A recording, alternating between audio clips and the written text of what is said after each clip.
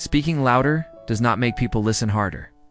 Talking more does not make your words matter more. The individuals who receive genuine respect from others have discovered something counterintuitive about human perception. Influence operates through channels that bypass language completely. And mastering these channels changes how the world responds to you. The silent authority: some people walk into a room and everything shifts. They have not said a single word yet, but somehow everyone notices them. Conversations pause slightly, heads turn almost unconsciously, and there is this unspoken acknowledgement that someone significant has arrived. These people are not necessarily louder or taller or more attractive than anyone else in the room. They carry something different, something that operates beneath the level of words. This quality confuses most people, because we grow up believing that respect comes from what we say. We think we need to prove ourselves through arguments, achievements, and verbal displays of competence. We prepare speeches in our heads, rehearse clever responses, and worry constantly about saying the right thing at the right moment. Yet the people who command the deepest respect often speak the least. Their authority exists in a dimension that language cannot fully reach. Nonverbal communication accounts for the majority of how humans perceive each other. Researchers have spent decades studying this phenomenon, and the findings consistently point in the same direction. Your body, your movement, your facial expressions, and your use of space communicate volumes before your mouth opens. The signals happen fast, often within the first few seconds of encountering someone, and they create impressions that words struggle to override afterward. The person who understands this operates with a significant advantage in every social interaction.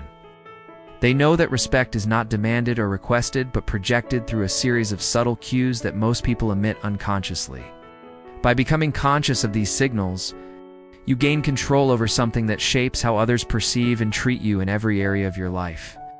The following chapters break down the specific elements that create this silent authority. These are ordinary behaviors that anyone can adopt regardless of their personality type or background.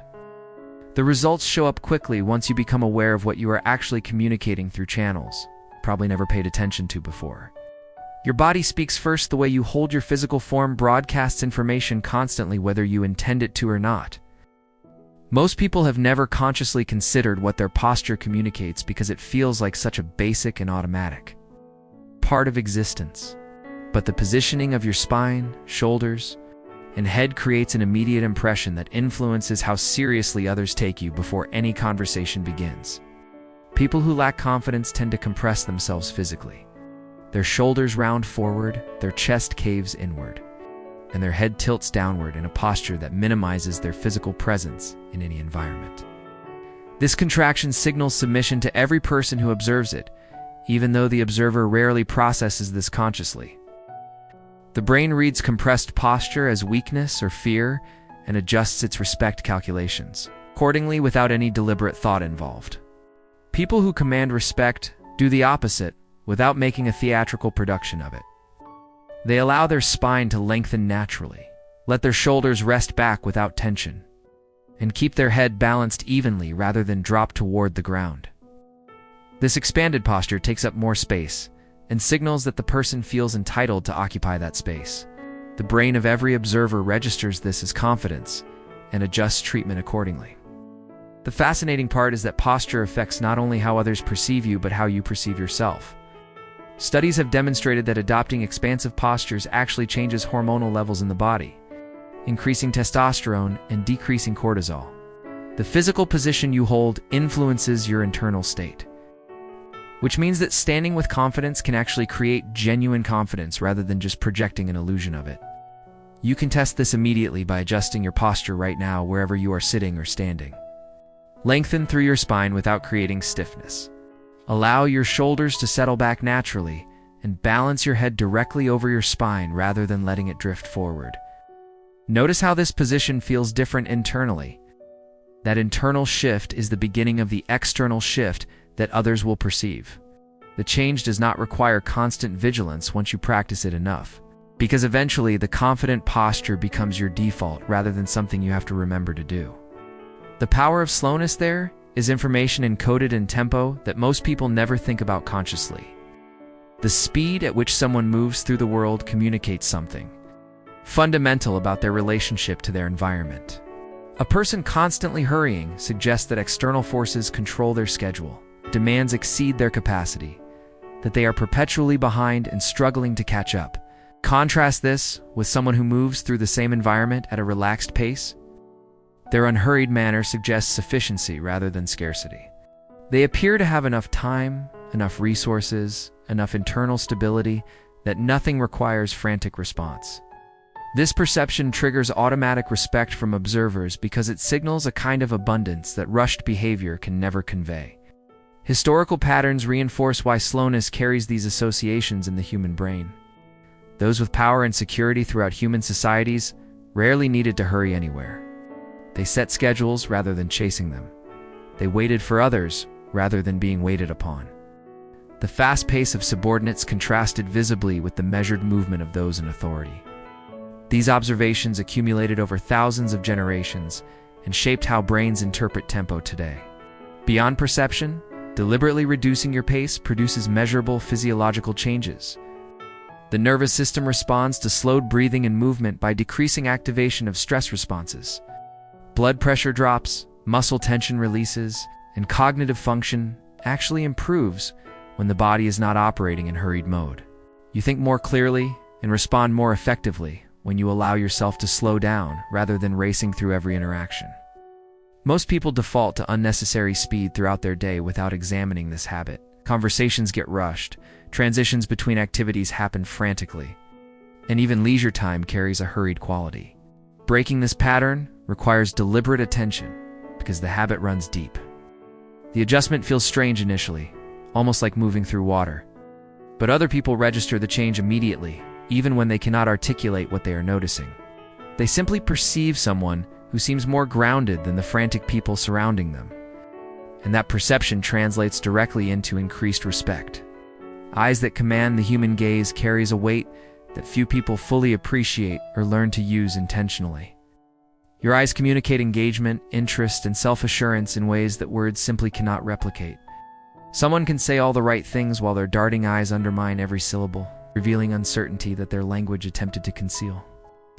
A person who cannot hold visual connection during conversation creates distance without meaning to. Their constantly shifting focus suggests internal preoccupation or discomfort that the other party senses immediately. The interaction feels incomplete somehow, like speaking to someone whose attention exists partially elsewhere. This missing element registers as a lack of presence, and people rarely respect those who seem unable to be fully where they are. The opposite extreme causes problems as well. Fixed, unblinking focus feels predatory and makes others instinctively uncomfortable. Conversations become interrogations when one party locks their gaze without natural variation. The goal is neither avoidance nor intensity, but something in between that communicates attention without pressure. What works is genuine engagement that includes natural movement. Your eyes meet theirs, connection establishes itself, and then attention shifts organically before returning to reestablish contact. This happens without counting seconds or following formulas because authentic connection does not operate mechanically. The underlying reality matters more than the technique. When you genuinely care about an interaction and feel secure in yourself, your eye contact reflects that naturally. Building this capacity starts with examining what drives avoidance in the first place. For many people, breaking eye contact is a protective habit developed over years, a way of managing anxiety by reducing the intensity of social encounters. Recognizing this pattern allows you to gradually extend your comfort zone through ordinary daily interactions. Each conversation becomes an opportunity to remain present slightly longer than feels automatic. Over time, the discomfort fades and what once required conscious effort becomes your natural way of engaging with other people, reflecting genuine confidence rather than performed technique. The listener's advantage, verbal dominance, seems like the obvious path to respect. Speaking confidently, offering opinions, demonstrating knowledge through words all appear to be the currency of influence. Yet observation reveals something counterintuitive about how respect actually accumulates in social interactions. The people who earn the deepest regard from others are often those who contribute the least volume to conversations. Attention has become a scarce resource in modern social life. People interact with each other while mentally composing responses, checking devices, and managing internal distractions that prevent full presence. The experience of being genuinely received by another person has become rare enough that it now carries significant psychological impact when it occurs. Someone who offers undivided focus during conversation provides something that most interactions lack entirely. Their presence communicates that the other person matters enough to warrant complete engagement. This message lands powerfully because it contrasts so sharply with the partial attention that characterizes most exchanges. The recipient may not consciously identify what happened, but they remember how the interaction made them feel long afterward. Effective listening operates on multiple levels simultaneously. Surface-level listening catches words and basic meaning. Deeper listening perceives emotional undertones, unstated concerns, and what the speaker values about the subject matter. The deepest level involves temporarily suspending your own perspective to inhabit theirs. Understanding not just what they said, but why it matters to them. Each level requires more presence than the one before it. The influence generated through listening often exceeds what speaking could accomplish. A single observation that demonstrates genuine understanding of another person's position carries more weight than extensive commentary that ignores what they actually communicated. People naturally gravitate toward and respect those who make them feel comprehended, because this experience satisfies something fundamental that most relationships fail to address. Developing this capacity means retraining patterns that have become automatic over years. Most people default to self-referential processing during conversations, filtering everything through their own experiences, and preparing their own contributions rather than fully receiving what comes from others. Interrupting this pattern requires conscious effort initially, but produces noticeable shifts in how people respond to you once the skill begins to develop. Silence as a weapon. There is an inverse relationship between how often someone speaks and how much weight their words carry. Constant talkers train the people around them to tune out, because processing everything they say would require exhausting amounts of attention. The brain naturally filters frequent input as background noise while remaining alert to rare signals that might contain important information. This filtering mechanism means that speaking less automatically increases the impact of whatever you do say. Your contributions become events rather than continuous background noise. Others find themselves paying closer attention because your words arrive infrequently enough to seem potentially significant. The same observation that would disappear in a flood of speech becomes memorable when surrounded by quiet. Silence also creates psychological space that others feel compelled to fill. Most people experience discomfort with conversational gaps and rush to eliminate them with whatever words come to mind. The person who tolerates these gaps without anxiety watches as others reveal more than they intended, simply because they could not bear the stillness. Information flows toward the quiet person, because the talkative people around them cannot stop themselves from filling the void. This dynamic grants the quiet person a strategic advantage in negotiations, interviews, and any situation where information determines outcomes. While others nervously chatter and expose their positions, concerns, and weaknesses, silent observer accumulates understanding without surrendering anything in return.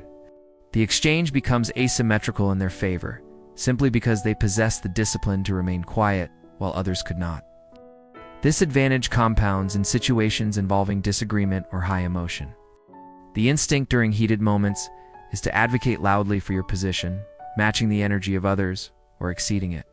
Resisting this instinct while others escalate places you outside the emotional contagion, affecting everyone else.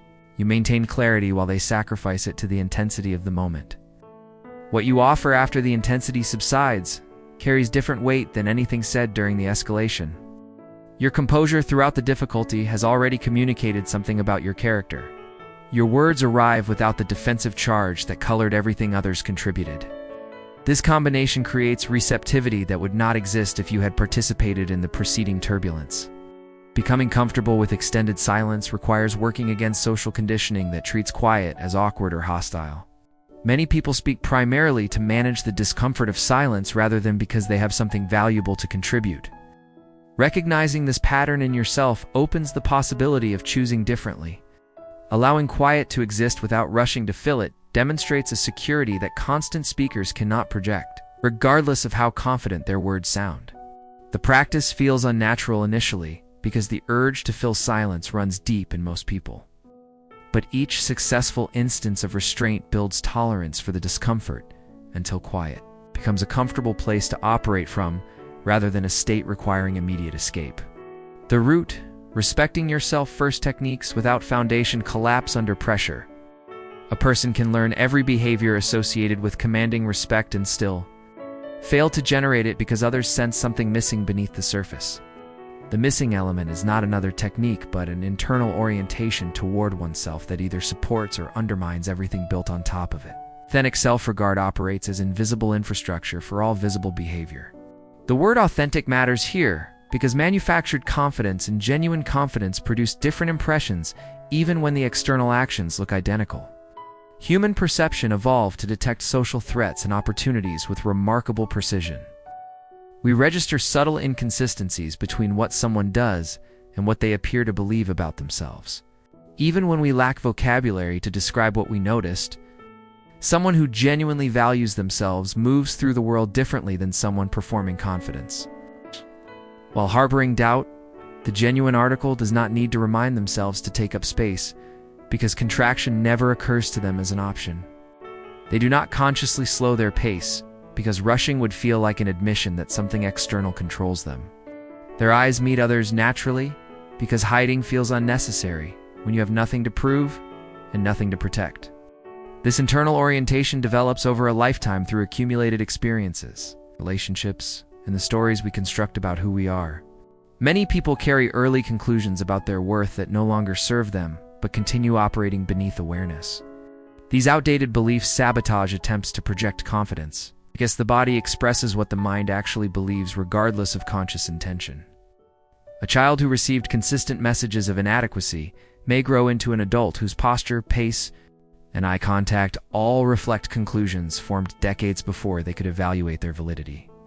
Shifting this foundation requires more than behavioral practice. It involves identifying and questioning assumptions about yourself that feel like facts rather than interpretations. This work proceeds gradually and often benefits from external support, because the beliefs most in need of examination are frequently the ones most invisible to the person holding them. Trusted friends, mentors, or professional counselors can reflect back patterns you cannot see from inside your own perspective. Journaling and deliberate self-reflection also create distance from automatic thoughts that otherwise pass without scrutiny. The effort produces something that techniques alone never can, a settled internal reality that others perceive immediately and respond to with genuine respect. This foundation does not waver based on external circumstances because it rests on conclusions you have consciously examined and chosen rather than inherited without awareness. The respect others offer reflects their recognition of something solid rather than their temp-executed performance. Becoming the person others notice the distance between understanding these principles and living them is where actual transformation occurs. Information alone changes nothing about how others perceive you. Only repeated application in real situations rewires the patterns that currently shape your presence. The concepts must travel from intellectual comprehension into automatic behavior before they produce the results described throughout this discussion. Sustainable change rarely happens through dramatic overhaul. Attempting to simultaneously transform your posture, pace, eye contact, listening habits, and relationship with silence overwhelms the capacity for conscious attention. The mind cannot monitor everything at once. Failed attempts at total transformation often produce discouragement that prevents any change at all. A more effective approach involves focusing narrowly until new behavior becomes automatic, and expanding attention to the next area. Depth of practice in one domain produces more lasting results than shallow efforts across many. The specific starting point matters far less than the consistency of engagement over weeks and months rather than days. Integration happens naturally as individual capacities strengthen. Someone who has developed genuine comfort with silence finds that listening improves without direct effort because both rest on similar foundations. Confident physical presence supports steady eye contact because both express the same underlying self-regard. The elements connect beneath the surface, and progress in one area quietly supports progress in others. The changes you make will initially feel awkward and overly deliberate, because any new behavior requires conscious attention before it becomes natural. This discomfort does not indicate that something is wrong, but rather that growth is occurring. The awkward phase passes with continued practice, as the brain builds new neural pathways that eventually fire without requiring conscious direction. What feels forced today will feel authentic within weeks if you maintain consistent application. What emerges from this process is not a performed version of confidence, but an authentic expression of capacities that were always available but remained undeveloped. The person others begin responding to differently is not someone new, but someone more fully expressed. The respect that follows reflects recognition of something genuine rather than successful execution of impression management. This distinction matters because authenticity sustains itself while performance eventually exhausts the performer. The person you become through this work does not require maintenance or constant vigilance because the changes have integrated into who you actually are rather than remaining a mask you must remember to wear.